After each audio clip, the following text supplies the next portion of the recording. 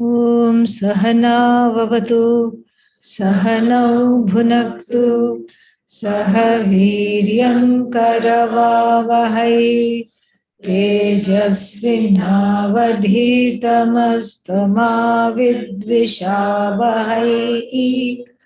Om Shanti Shanti Shanti.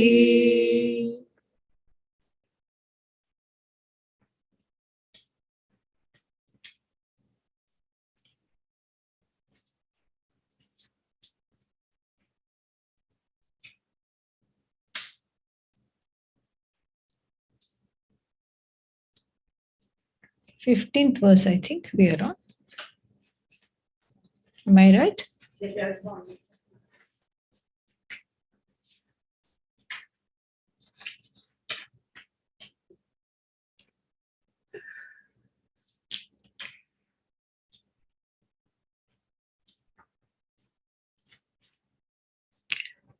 घटद्रष्टा घटाद्भिन्नः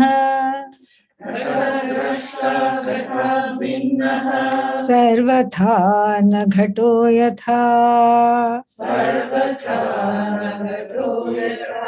देहद्रष्टा तथा देहः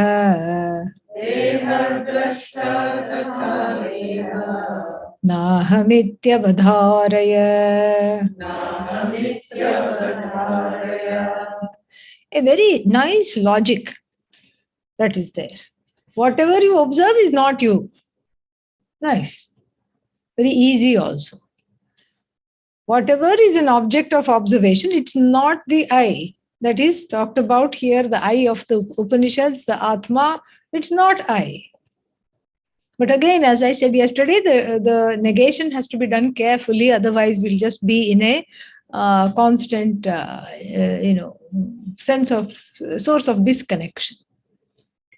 So it's a specific and a selective contextual negation, and the negation is from the standpoint of what? From the standpoint of being an observable entity, and that observable entity does not constitute me. It cannot. Because whatever I observe is finite. Atma is not finite, is infinite. Whatever I observe has gunas. So guna means what? Attributes. So Atma doesn't have any attributes. Nameless, formless. Then whatever I observe is not only finite but also subject to constant change. The I is always unchanging. That is why you can come to me at age 92 and show me a photo of yourself as a 2-month-old and say, this is me. And I'll say, yeah, I see the commonalities. Even then you had no teeth and no hair. See, that's why 92. I see the resemblance. That's how you can say, this is me. How can you say this is me? Because that I is unchanging. But here it is associated with the body and the body-mind complex, and that's why you say this is me. But that the me is obviously not that one in the photo. The me is that consciousness which has inhered from age 0 to 92, the same unchanging I. And that is what needs to be understood, reclaimed as I, relived as I, discovered as I. And so here, in addition to what the Shruti says, the Shruti is a means of knowledge, and so we take it reverentially. We take it with giving it the benefit of doubt.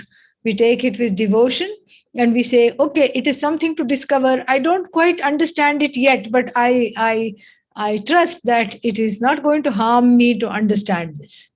This is fantastic. This is how it is understood. And then, when the Shruti says, you are the whole, you are wonderful. Yes, half of it is going over the head. But then you say, okay, this sounds very good. And it is in keeping with my desires. desires. It's in keeping with my desire to be with the. It's in keeping with my desires. It's in keeping with my desires to be whole, to be free, to be full, and so I will take it. I'll give it the benefit of doubt. That benefit of doubt is called Shraddha. That Shraddha alone is going to convert this into an assimilated knowledge. Listening to it. And the listening wears out the resistance, wears out the blocks, and wears out all the obstacles that may come in the way. Then, in addition to the assimilation, through the listening to the teachings, we also help ourselves with some logic. And this is important because we are reasonable people. We know how to reason. And reasoning is also Bhagavan, Bhagavad Srishti, it's a creation. And it's Ishvara's gift that I know how to reason. So I don't, I can use logic, but what kind of a logic will I use? I use the logic that is in keeping with the vision of the Shruti. And in Sanskrit, it is called Shruti Anukula Yukti. Anukula means it is cool. That's what it is. It's a cool logic that is in keeping with the vision. You can't have a logic that is not in keeping with the vision. And in fact, the logicians and these Vaisheshikas, I don't know what they call Vaisheshikas in English. What their name is, I don't know. But Naiyayikas means logicians. So the logic is one particular kind of a darshana, a particular philosophy in the ancient Hindu sets of philosophies. And they have, logic is okay, but you can't just derive everything logically, because logic is a kind of a means of knowledge based on inference, anumana. So everything is not available for inference. Atma is not available for inference. So you cannot make inferences about the I, because it is the nature of the inferer. It's not an object, and it's certainly not an object of inference. And so here, the logician would say things like, what is that famous one? That all human beings are mortal. Socrates was a human being, and Socrates is mortal, like that. This is some kind of this is like the logical statements, and that's okay. But here, the Atma doesn't come under the realm of logic. It cannot be derived. If it's an object of derivation, it will definitely be finite. And so therefore what? So therefore, it has to be properly assimilated and understood. And therefore, the logic that we are going to deploy has to be in keeping with the vision, has to help us assimilate the vision. So the logic is a secondary device here to help us to amplify the message of the Shruti, because the Shruti or the teachings is the main way in which the Atma Ajnanam or the self-ignorance goes. And so here, one such logic the teacher suggests. And what is the logic? Ghatad drashta ghatad bhinnaha. Anything you observe is not you. This is a nice logic. Anything you observe is not you, because the Atma is not an object of observation. Anything you observe with any means of knowledge, including inference, is not you. Then, ghatad bhinnaha, and then, therefore, when the seer of the pot is separate from the pot. The seer of the pot is separate from the pot, and then what else? The seer of the body is separate from the body. That's the second line. So if I'm looking, this is kind of nice, because if one is looking at the body and one is not liking the body, you say, it doesn't matter. After all, I'm Atma. Let this go. Let it look like a sack of potatoes. It's kind of nice. So you don't have to obsess about the body. You can just say it is not the Atma. No problem at all. Let it sag in all the places. Let it drag when it is not sagging, it is dragging. Let it do all those things. And the body sags, the mind nags. Let them do all those things. It doesn't matter. And then, after all, they are not me, and so I'm not any one of them. So tatha deha na deha na aham. I am not this body. Iti avadharaya. Avadharaya means please ascertain. Meaning, verse number 15 is not just a one-time nice thought. Oh, okay. Let's just use the logic. The seer of the pot. If I'm looking at the pot, I'm separate from the pot. If I'm looking at the body, I'm separate from the body. Nice. Okay. Business as usual. No. Avadharaya means you have to ascertain it fully. You have to know it like your own name. You have to know it completely. How to do that? How to know this? This is a huge thing. This is a very, very big thing. And so the author, without really talking about it, appears to reference chapter 6 of the Bhagavad Gita, where this kind of ascertainment is given. Where in the contemplation meditation section, the meditation is a very good way of this kind of an ascertainment, because in meditation you get acquainted with the I that you really need to get to know. The I that is you have to get acquainted with. And so therefore in meditation there there is the kind of an observation happening. This body I observe. Mind, I observe. I watch the mind. And this is a very powerful technique. When you watch the mind, it immediately behaves, sits down and quietens down. Until then, it is screaming. Until then, it is, taking you around in circles. But you sit down to watch the breath, the mind quietens down. You sit down to watch the mind, they are on to me, I better behave. And the mind also quietens down completely. Even if you watch the breath, the mind quietens down. There is some connection there. And that's why when the mind is agitated, one hyperventilates. So there is some kind of a connection between the breathing and the mental state. So the mind quietens down. And you observe the mind, and then you say, okay, I am the observer of the mind. Meaning what? I'm not the mind. I'm the minder of the mind. And what does the mind say? Never mind. I tried, but you are on to me. Never mind. Same thing with the body. You sit and observe the body part by part.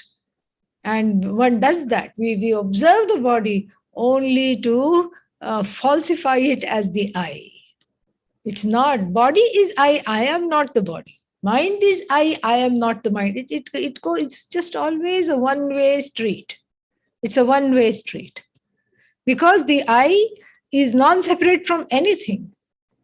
It is one with everything. Everything is I, and for everything to be I has to be not any one thing in particular. And that's going to be explained in verse number, whatever the next one is, 16. So we can wait for that. I don't have to go into great details.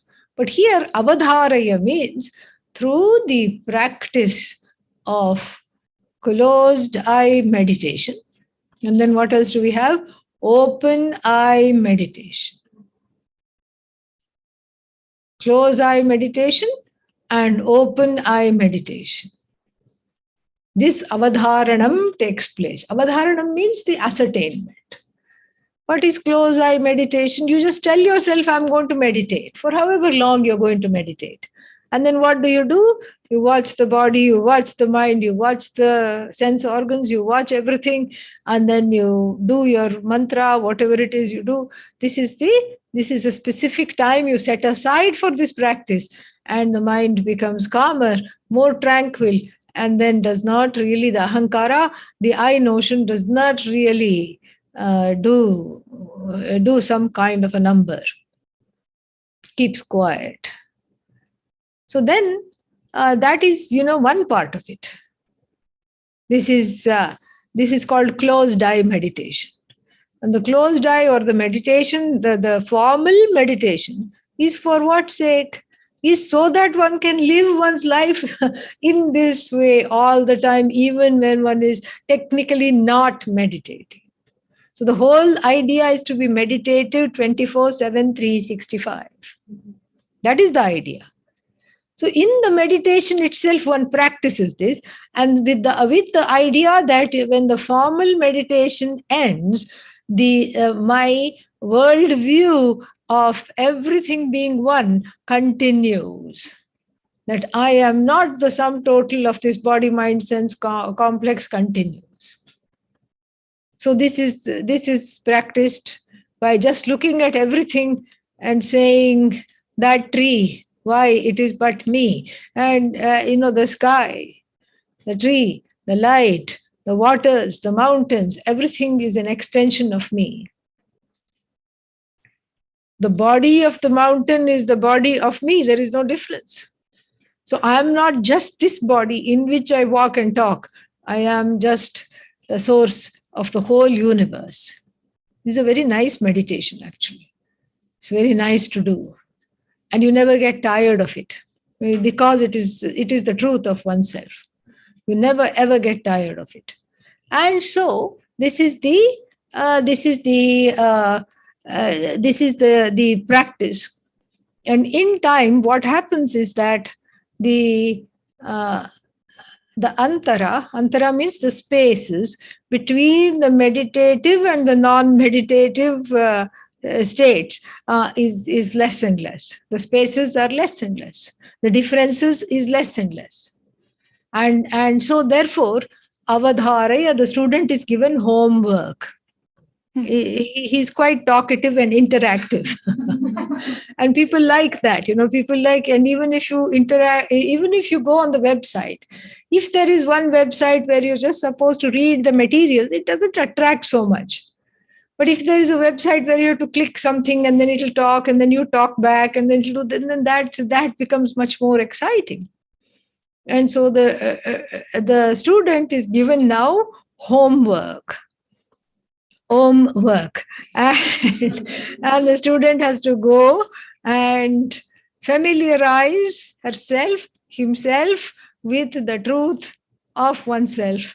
So, and then this is not practice really, because the knowledge itself is enough. The knowledge that I am not this body should be enough to liberate. But many times it doesn't. Why? Because there are blocks, because there is resistance. So he's asked to do mananam here. Mananam means a certain kind of a mental exercise, which does not really produce the knowledge, but which removes the doubts and obstacles standing in the way of assimilating the knowledge. So homework is being given in verse number 15, avadharaya. So we have to assume that he goes and meditates and absents himself for a few days, and then he's back with verse number, having mastered the fact that the body is distinct from me and the body, I am not this body at all, and having become firmly stabilized in this knowledge. He's got pratishtha in this knowledge. Having done that, then the teacher gives another homework. Homework number 2. Evamindriyadringnaham indriyani tinishchinu mano buddhistatha pranaha nahamityavadharaya. Big homework. Bada homework. Very big. There it was just, I'm not this body. It was easy, compared to this. Okay, that's also not easy. But compared to this, that was a piece of cake. And here, evam means in the same manner. What? Indriyadrik. Indriyadrik means the seer of the sense organs. Actually, this is not even sense. So, organs of actions and the sense organs, both here, because it's not specified. Which indriya, karmendriya or jnanendriya, we don't know. So then, evam indriyadrik aham. See, naham here, if you say, I'm not the seer of the senses, that's the message you'll get. That's not the idea. Evam indriyadrig aham. I am the seer of the senses. Meaning what? I'm not the senses. Thank God. Then I won't be senseless now. Yeah. And so, na indriyani iti nishchinu. Chingchayane. Nishchinu means gather this knowledge and ascertain, understand. Understand that you are not this, the senses. You're not the organs of action. But you are their observer. Then, in the same, as though that's not hard enough, in the same manner, I am not the mind. Understand that. And I'm not the intellect either. Understand that. And then finally, I'm not the prana. Prana means, firstly, it means respiration. But here it's not just respiration. But there are 5 vital forces or vital airs. Pancha pranaha. And what are they? These 5 pranas are respiration. Prana, it is called. Then elimination. Apana. Vyana, circulation. Samana, digestion. And udana, tick, tick, tick, tick, tick. Udana is a vayu, is a vital air, vital force, which is the head of all the 4 pranas. And then which at the end of life, it's the responsibility of the udana. The udana is like an eject button. So it's the responsibility of the udana to gather these other fellows and take them out of the body. That is its job. Come along, boys. No, don't linger. Finish. Come along. Our job is done. The prarabdha is done. Let us go. This is what the udana does. So these are the 5 pranas. The pranas, I am not. Try holding the breath for even half a minute. Then you will see that, okay, this is nice to say I'm not the prana, but here my prana is going. Oh no. It's frightening to feel that one cannot breathe. One is so dependent on that prana. And one, of course, especially in this era of, I don't know what to call this era, Kali Yuga, easy. Yeah, in this era, we have, it's very difficult to be objective with regard to these things. Very, very difficult. One is conflated with all these things that one takes for oneself, as oneself. So the 5 pranas is very difficult. I mean, try holding your breath. You forget underwater, even above water. It's not possible. Very difficult. So then, therefore, I am as good as the prana. That feeling is there. It's not just a feeling. It's a firmly established feeling. And it has become one's reality. And then these days, everyone lives in their head, almost everyone. One is very heady, analytical, cut off from here. And you try telling such a person, you are not the mind. Oh no. And then everybody is convinced, I think I'm getting dementia. Everybody saying, I keep forgetting this, I keep forgetting that, I think I'm getting dementia. And as a result, the poor ginkgo trees are over harvested. Ginkgo is supposed to help the mind. And in India, we have our own ginkgo. What is that? That creeper, Brahmi. Here it has another name, Gotu Kola. Here, that is one. Brahmi herb. That is if you remember to take it. It will help. It helps. And that Brahmi is nicely dehydrated, ground up, and made into these pills, Jnanavalli. And when I was studying at the ashram, everybody, and actually it says, please do not exceed 2 capsules per day. Everybody took 6. They said, I'm taking 6, nothing is happening. So no problem. Because they didn't want to, how else to study the Upanishads?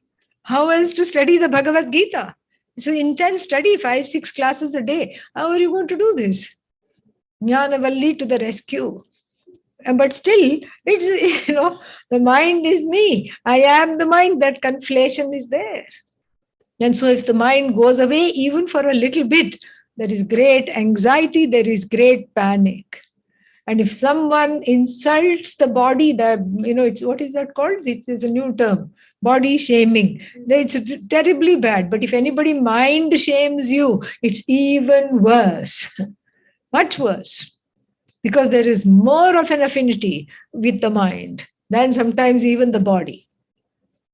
There's more of a kind of a identification that tadatmya is complete. Then what else? What all the things one has to do? It'll be big homework in verse number 16. Let us see. Indriya. I am not the Indriyas. Indriya means sense organs, organs of action. Well, on the face of it, this seems redundant. I don't think I am the pair of ears. Now, who says that? I know I am operating the ears. Nobody thinks I am ears. Even though there is an expression, tell me, I'm all ears. Expression is there, but nobody says that. Nobody thinks that. So then why this instruction is given? This instruction is given because one is identified with the sense organs, very much so. Just like if the mind is going and you forget you're the observer of the mind and you start getting panicked. Similarly, if any of the sense organs are not working very well, one starts to feel very upset. It's very upsetting to not be able to hear well, to not be able to see well, to not be able to. I met some people because of that in 2020 COVID, people who had, they lost, some of them lost the sense of smell permanently. Very agitated. Because it's not just a sense of smell. You can't taste anything. Everything tastes like cardboard. And so this is so people get very upset.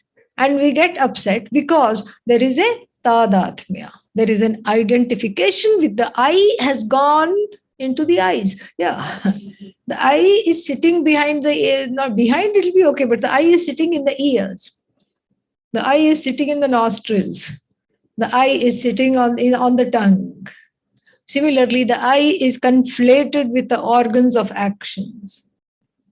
And the organs of action immediately translates to karta, doer. The I is conflated with being the agent of action, the recipient of the results of action. These are all finite identification. Seer, hearer, thinker. These are all finite identifications. So then indriya, manaha, and then what else? Buddhi. Buddhi means intellect. That's why there is people like getting degrees. And because there is something to put after the name. Every single letter of the alphabet you can put after after the name. So and so, A, B, C, D, E, F, G, H, I, J. Yeah. And then to make it official, you put a full stop after a bunch of letters. A, B, C, dot. Yeah. And then that becomes one more. Degree is very important. Why? Because one doesn't have a pedigree. So let at least me have a degree. Let me at least have a degree. I don't come from royalty. I'm not in the news every day. Royal family, royal people, all they have to do is sneeze. Oh, it becomes big news. All they have to do is do something, whatever it is. Get up in the morning, enough. Oh, so and so got up. But you even climb Mount Everest and then nobody even knows you've done that. And so therefore, some drastic measures are required here. So then nobody can stop me because I'm not just putting those alphabets after my name. I'm working for them. I'm working for them. I'm trying to get them in an honest manner. I want these accoutrements because the I is insufficient, insecure, small, and I want to become all. How do you become all? You can't become all. You are already all. It has to be understood, but this is not known. And so one needs all these crutches. And then one puts all these things, and so one fashions oneself according to one's intellect. The identification with the intellect becomes a very, very big thing. Then if you go to attend some academic talks, you don't even understand what they're saying. They coin words that are not there in the dictionary. Yeah. Really. You ask them, they will tell you. And words that are not even there in the dictionary are coined. And then other people who are reading whatever you have written are forced to engage into your dialogue and into your word choices. And then sometimes the dictionary words are used, but then they just have to write one line and they say, I'm not using it according to the dictionary.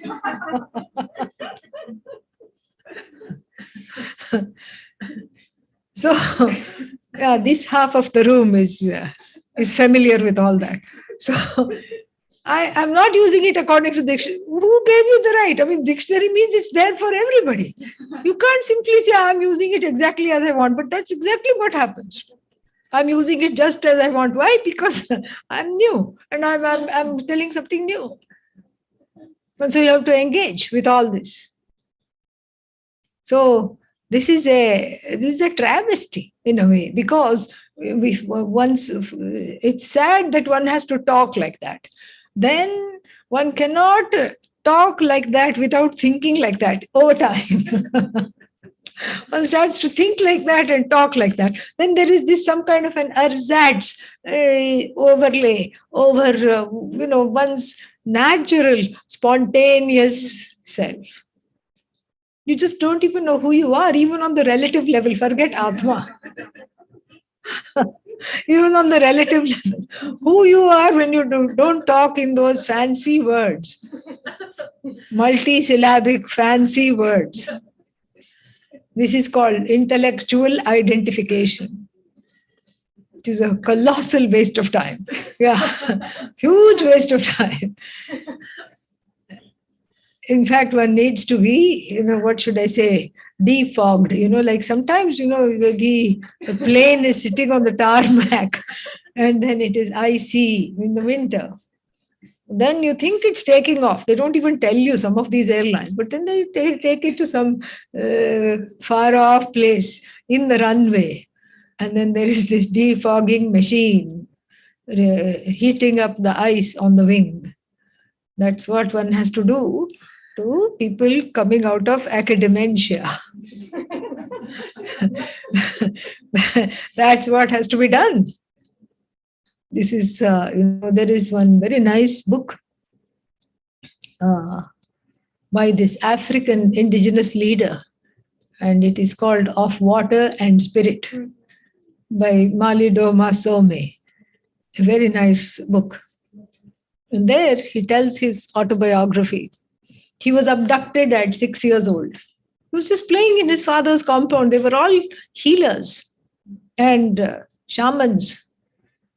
He was abducted by the French missionaries, taken to the city. He was in a village. He was from a village. He was taken to the city and then given a typical education, Western education, put in a boarding school because they wanted to convert. And they must have converted him, or they were planning to convert him. But then just before that conversion happened, and he had just finished high school, he was about to enter college, they were going to transfer him somewhere else.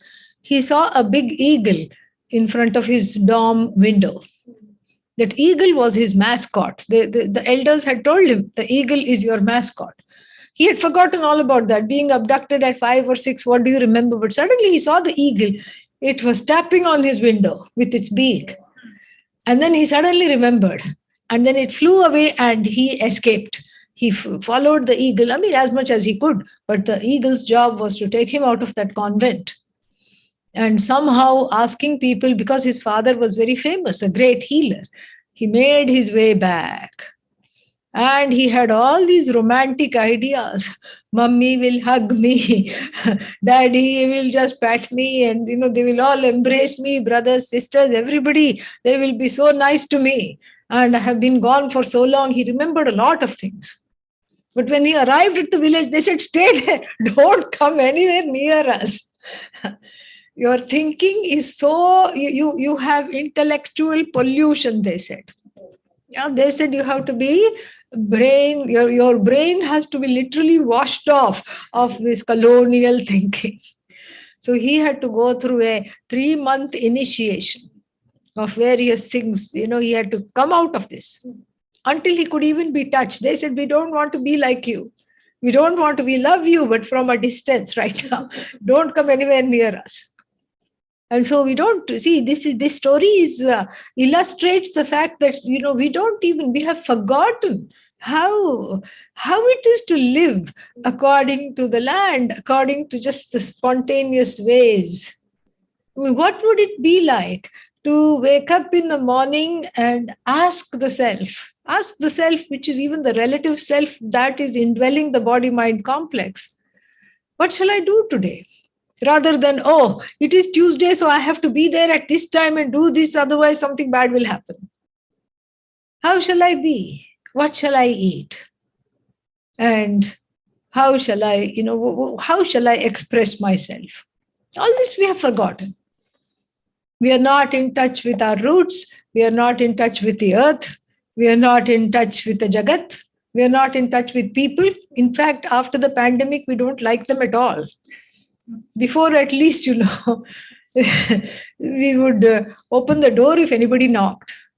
Now we say, no, I don't need to open the door.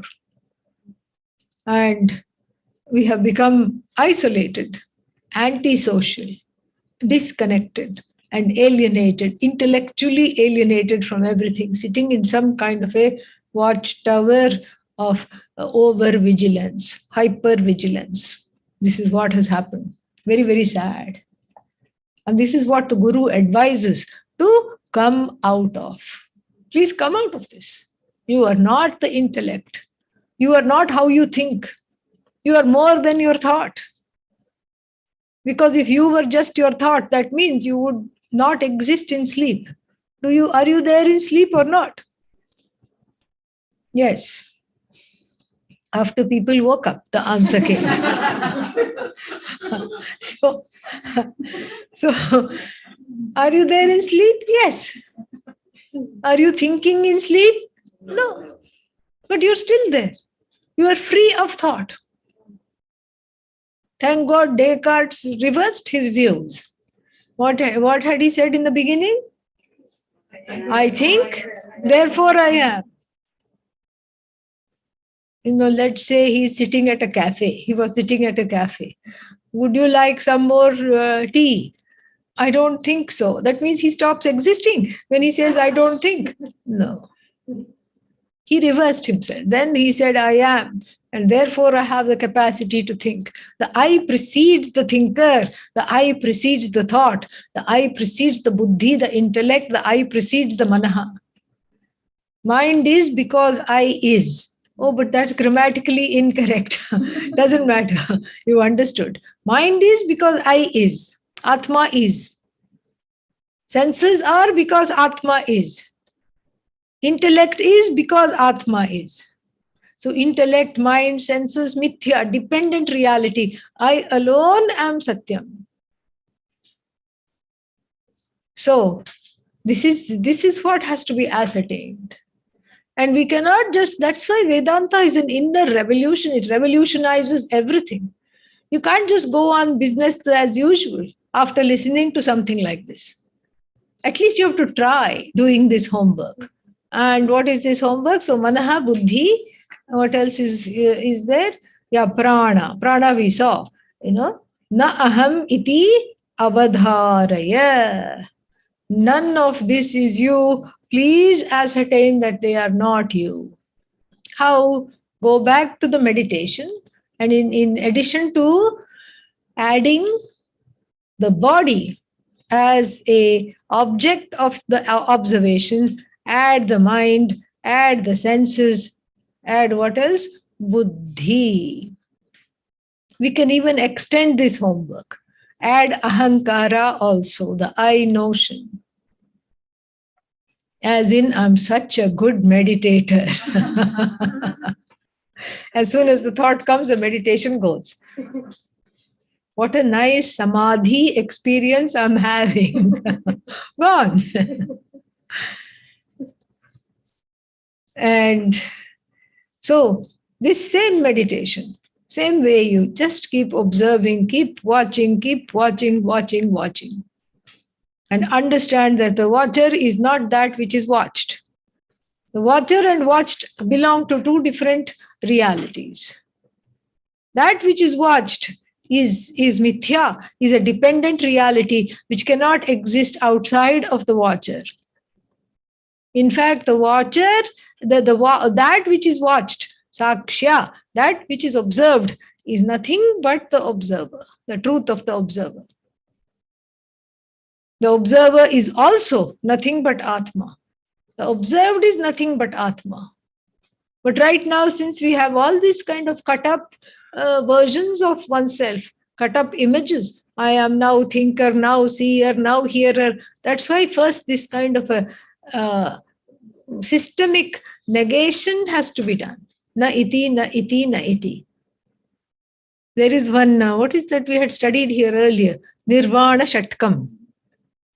Mano buddhi ahankara chittani naham. Na aham, I am not. What? Manaha, I am not the mind. Buddhi, I am not the buddhi. Chittani, I am not the emotions. Phew, thank God, I am not the emotions. And then, nacha shrotra jihve, nacha ghrana netre, I am not the senses either. I am not the hearing, I am not the ears, I am not the eyes, I am not the sight. And then, I am not the power to smell, I am not the nose. And then I'm not the source of the five elements from which all these have come. Nacha bhumi, vyoma, nacha bhumi, apaha, vayuhu, like this, all these are listed. You can't stop there, because if you stop there, then the answer comes, I'm a big zero. At least at home, I was a hero. Now I'm just a zero. Hero means with a family dog. Yeah, that's all. He's the only one who's excited to see me. No one else. Because it is loyal, And now coming to Vedanta, I'm nothing. This is very de-spiriting. No, not like that. That's why the last line is the most important. Chidananda Rupaha, Shivoham, Shivoham. I'm the most auspicious one. Shiva means auspicious. Auspicious means free of the clutches of merits and demerits, papa, punya, because of which there is rebirth. One is naturally free of merits and demerits. because of which there is rebirth. So if I'm free of papa and punya, then I'm free of rebirth also. So therefore, what am I? I'm auspicious. I'm free of afflictions. I'm free of punya papa. And I am Chidananda Rupaha. I am in the form of awareness that is all joyous. I'm in the form of joyous awareness. Where is the joy? As soon as you know that you are not the miserable mind, there is immediate joy. That's where the Ananda is. Chidananda Rupaha, Shivoham, Shivoham. So you can't just stop at the negating. You have to find out what is it that you are and ascertain that. And so here the negation is just a pedagogical tool. So negate that. And so let's see. One more trivia here. Here in verse number 16, the 5 koshas are being talked about. Pancha koshaha. So you have Indriya. Which kosha do the Indriyas belong to? Annamaya? Pranamaya? Everybody is saying yes to whatever I'm saying. Okay, that's not the idea. Think. I'm saying it slowly so that everybody thinks. Annamaya? No. Pranamaya? No. Then Manomaya? No. Vijnanamaya?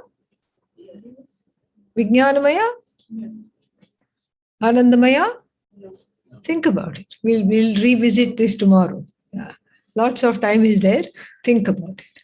5 koshas means 5 loci of error where mistakes are made. That is the idea. 5 places where the mistakes are made. And so this is the first place. I'll explain what these mayas are. Then you can do the homework properly. So the first place of error is thinking I am the body, Annamaya. And the body is called Annamaya because the body is a modification of food.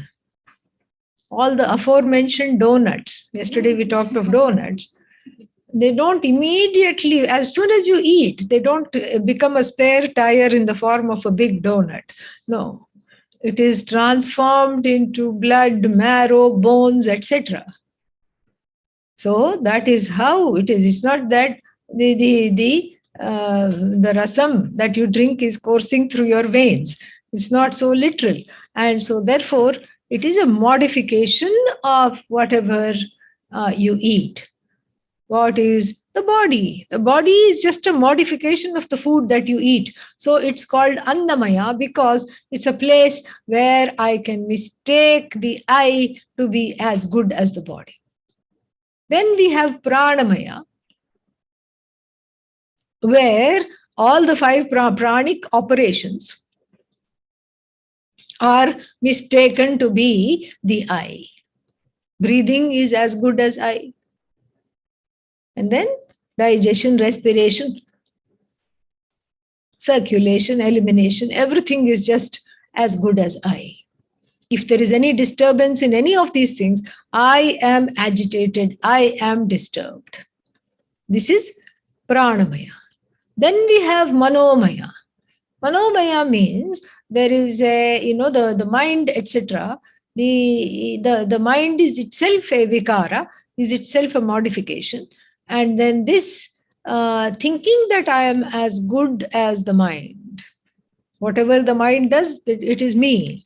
The mind is me. That is a little trap for the I. And then that identification here is called Manomaya. Then we have Vijnanamaya, thinking of oneself as karta, as the agent of action. Vijnanam yajnam tanute karmani tanute picha. So Vijnanam yajnam tanute means is that the person is busy doing things. Spiritual things, regular things, all these things the person is busy doing. And all the time keeping on doing something or the other. Then Anandamaya means the bhokta.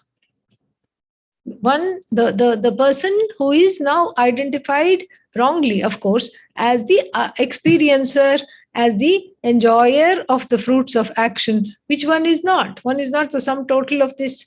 One is not just the enjoyer of the fruits of action. One is not just the doer or the producer of actions or the results of actions either.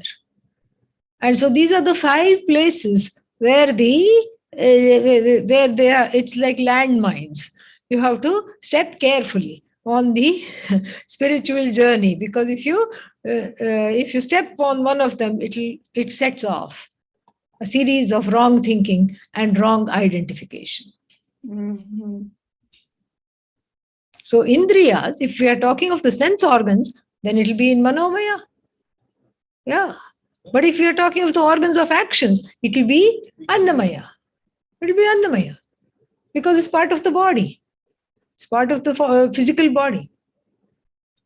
And so like this, so there's one more way we can look at this verse from the standpoint of the 5 koshas.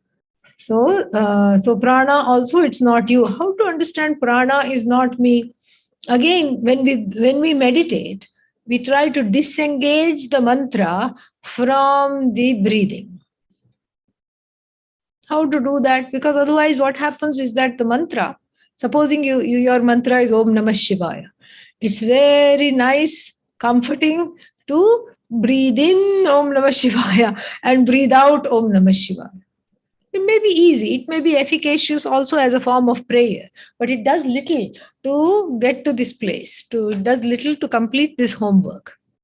So what we do, and we'll do a little bit tomorrow, we can look at this tomorrow. What we do, therefore, is disengage the breath from the mantra. How to do that? As you're saying Om Namah Shivaya, Om Namah Shivaya, Om Namah Shivaya, you are asked to hyperventilate and breathe, make your breath faster and faster and faster and faster. If the mantra also becomes faster, there is no doubt that the mantra is riding on the breath. Then then you can disentangle the mantra. You can detangle the mantra from the breath. That's very, very important, because otherwise it's very difficult to think or to understand that one is not the prana, because the identification there is very, very strong. And the other way to disengage the prana from this is to say that the body needs breathing. The brain needs oxygen. The body needs the oxygen. The stomach needs oxygen. And the blood needs oxygen. I do not need oxygen. This is what to keep on seeing the meaning of it and saying, I do not need that. I am, therefore oxygen is. I am, therefore atmosphere is. It's not the other way around. And so this is one way, logically, one can help oneself. Then lest the student have a bright idea. What is the idea? I'm not any of these individually, but maybe I'm a conglomerate of all of them. That thought is being dismissed in verse number 17. Let us take a look. Sanghatopi tathanaham. Sanghatopi tathanaham. Iti drishya vilakshanam. Iti drishya vilakshanam. Drashtaram anumanena. Drashtaram anumanena. Nipunam sampradharaya. Nipunam sampradharaya. It's very nice. Okay, so lest one come to the conclusion that one is a conglomerate. Sanghata means something, a complex. The body, mind, sense complex. I'm a conglomerate of the body, mind, sense complex. Okay, I'm not the senses individually, that's silly. And I'm not the brain, that's silly, but I'm a package deal. I mean, I'm coming together, I'm put together. I'm part of this expression. One can think like that. And so don't get those ideas. Sanghata. So therefore, even before that idea comes, You start saying, what should you start saying? Sanghataha api na aham. I am not a conglomeration, I am not an assemblage of the body, mind, sense, complex, prana, annamaya, pranamaya, vijnanamaya, manomaya, all that, all the mayas. I'm not I'm not put together by all these things. Iti, na aham iti drishya vilakshanaha. Drishya vilakshanaha means I'm separate from that which is, I'm separate from that which are objects of sight and objectification. So I'm separate. I'm not a conglomerate of the bodies. What bodies? Subtle body, gross body, causal body. What is the gross body? Physical body. That's why one finds it is gross. Okay, then what is the subtle body? 17 aspects. 17 things make the subtle body. What are they? 5 pranas. See, that's the nice thing. All 5 already gone. And then? Mendriya, Jnanendriya, Panchaprana, and Mano Buddhi. Yeah, Jnanendriya, Karmendriya, Prana, and then that's 15. And then Manaha, Buddhi, all these things. So this is what goes traveling when after death. This is what travels along with the samskaras. What are samskaras? Samskar or the other. Yeah. And some impressions, vasanas, desires, ragas, dveshas, fears, and memories, pains, sorrows, all these things go. And supposing after death you say to whoever comes to pick you up, swing low, sweet chariot, whoever it is. So I have a few more suitcases, no problem. How much should I pay? Free. Oh, how nice. Can I bring one more suitcase of emotions? Unrequited emotions? Yes. Unresolved fears? Absolutely.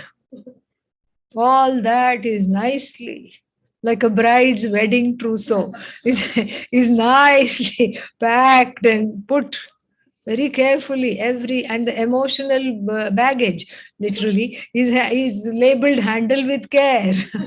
This side up, don't put it the wrong way. All these things, fragile, handle with care. And very nice, what should I say, celestial paricharakas, footmen with, with white gloves and all, come and take everything and put it aside. And then you, the Ahankara, sits there. And then you have a ride. And depending on your actions, you go places. You go to either pleasant places or unpleasant places or a combo thereof. But how do you know where you go first? Well, we know this from the Mahabharata, because even though Yudhishthira was so good, he was very, very good.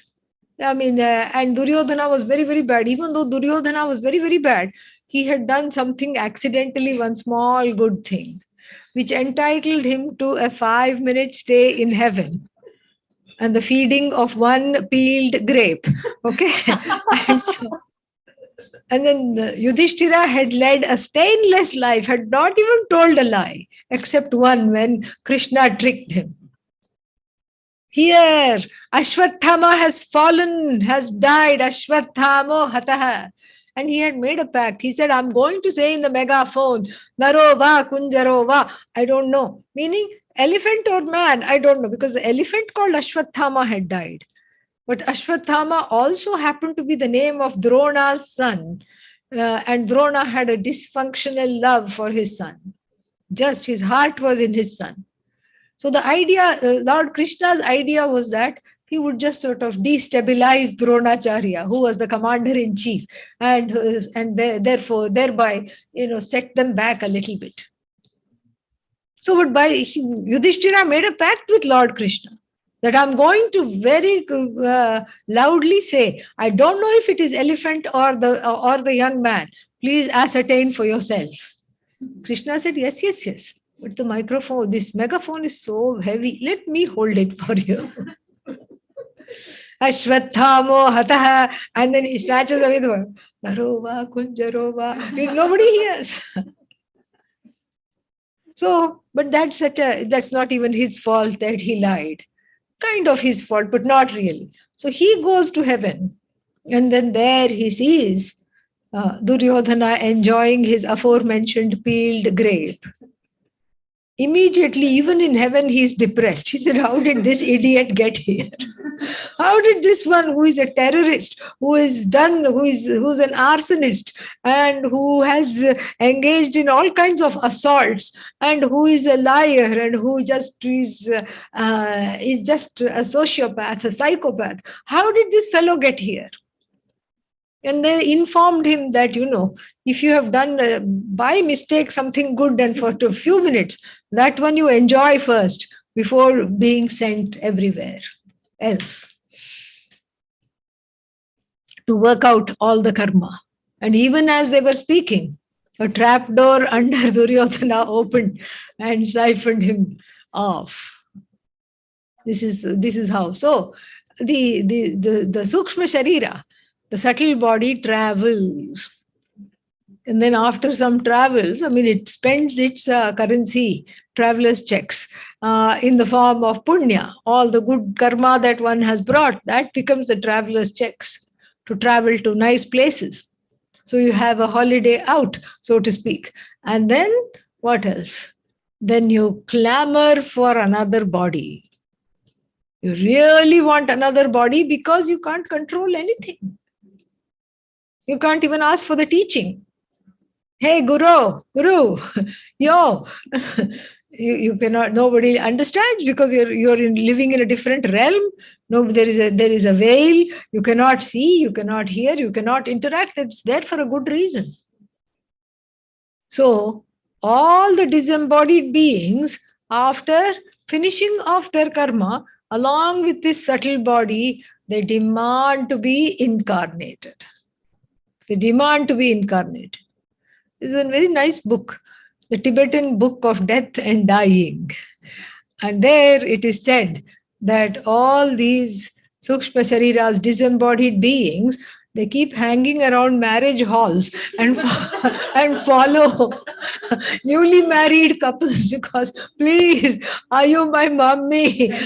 Are you my daddy? Please give me a form so that I can fulfill my desires, because otherwise what desire can you fulfill? You can't fulfill. It was nice to roam around a little bit and fulfill some celestial desires, but now back to business, and then one is reincarnated.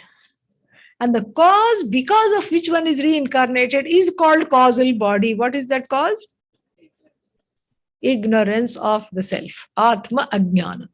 Atma Ajnanam, causal body, mind, emotions, ahankara, buddhi, all these things, subtle body, and the product of the 5 elements, gross body. That which is very, the subtle body, very hard to objectify.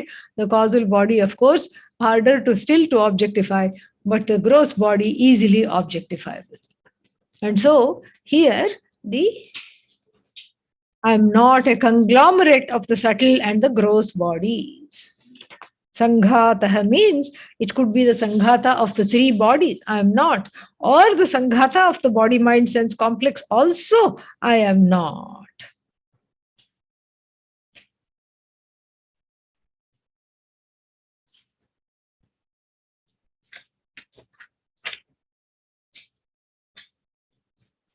Which verse is this? 17, is it? Yeah. Okay. Yeah. This way.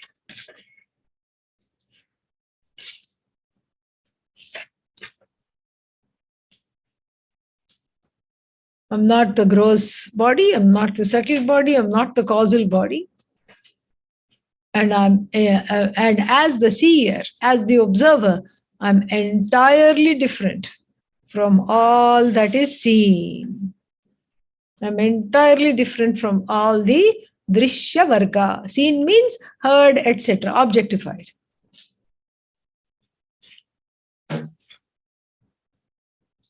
Then what is this Atma? If I'm not any of this, then what am I? Because now the student could be getting agitated. Because maybe I'm not even, maybe I'm non-existent, maybe I'm zero. So what is this I? And this one starts to be told very nicely, starting verse number 18. Dehendriyadayo bhavaha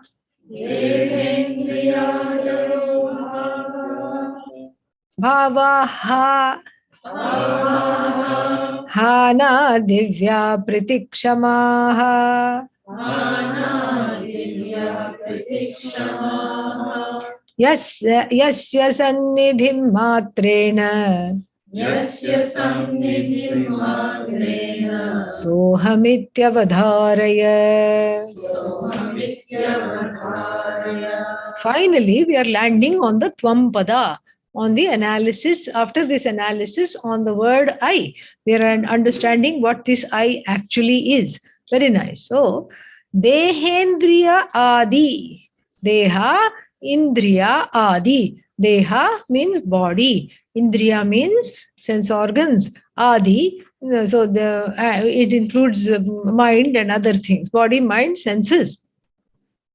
Adi. Bhavaha. Bhavaha means their being. The being of entities such as the body, such as the mind, such as the senses. Hanadi. Hana means rejection. Adi means acceptance also is included. Ha, to give up, to get rid of. So Hanadi means giving and taking, accepting and rejecting. Hanadi. So the Dehendriyadi Bhavaha. Bhavaha means the beingness of the body, mind, sense complex is dependent upon the accepting and rejecting of certain things. When you want to tune out certain sounds, you reject. You don't even hear. Like the teenager being called by the parents. Even without having noise cancelling headphones, the parents are cancelled, automatically. Why? Because this is Hanadi Vyapriti Kshamaha. Vyapriti means Vyavahara. Vyavahara Kshamaha. Kshamaha means Nipunaha. Nipunaha means skilled. So the body, the mind, and the senses become skilled in transactions. They have acquired transactability. They have acquired the function of being, being fit for transaction. And what kind of transaction? Give and take. Certain things they accept, certain things they reject. Selectively, they accept, they reject. The same thing when we are looking, especially at a familiar room or a familiar surrounding, half the things you don't see. They did one experiment. They put small things in somebody's house when they were not looking, and you don't notice that at all. And they kept doing that every day and adding to it. Changing a few things, nobody noticed it until it became, like a week or 10 days later, they noticed, oh, something is different. I don't know what. So the eyes are seeing, but they are not accepting or taking in anything. Why? Because they don't feel the need to do that, because they feel safe. It's already the same surroundings. So it doesn't need to do that. So certain things they reject. And sometimes they reject because of pratibhasika.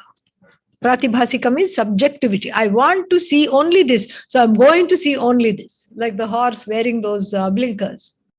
I'm only going to see this because I don't want to see that. So that is another way the acceptance and the rejection is not happening at the level of the sense organ, at the level of the mind. So this way, the body, the mind, and the senses gain transactability. Hanadi vyapriti kshamaha. bhavanti. They become capable of rejecting, accepting, what's that? Various impressions. How? How do they become capable? They had very good home training. Is that it? How do they become capable? Huh? Because of Atma, the presence of Atma. They are like the moon. Atma is like the sun. They shine in borrowed light. Because of the presence of Atma, they gain transactability. So what does the Atma do? It cranks them up? No. Sannidhi matrena. It's just by its presence. Just like the sun does not make an effort to light up the moon. The moon just gets lit up because it is in its purview. Similarly, Sannidhi matrena, and that because of which everything gets lit up, including the body, the mind, and the senses. Know that to be yourself. How? We'll see tomorrow. Om Purnamadav Purnamidam Purnat Purnamudachyate Purnasya Purnamadaya Purnameva Vashishyate. Om Shanti Shanti Shanti. Harihi Om Shri Gurubhyo Namaha. Harihi Om. Let us review the schedule for the weekend. What is the schedule? 9:30 Taittiriya Upanishad, and then 10:30 this class Vakya Vrtti, and then evening also there is Vakya Vrtti. Yeah, evening same time 5:15 our time Vakya Vrtti. Yeah. Yes, question. Yes. So when you say that's not the body, Yeah. you're using your mind or intellect to make that. Yes. When it comes to your mind, also you can use your intellect. So you observe your mind. Right. How do you know that you're not the intellect? Because Yeah, that's a very good question. Yeah. How do you know you're not the intellect? Very good question. Because the observer is self-aware. The observer, because of our heavy reliance on the intellect, the observer kind of identifies with the intellect. But the observer is independent of the intellect. Because when you say, for example, my memory is failing, you are not using the intellect to say that. You are observing something about the intellect. So that observer is Sakshi. And occasionally it may use the intellect, it may use the eyes to make a point, but it is still separate from all of them. Good question. Yeah.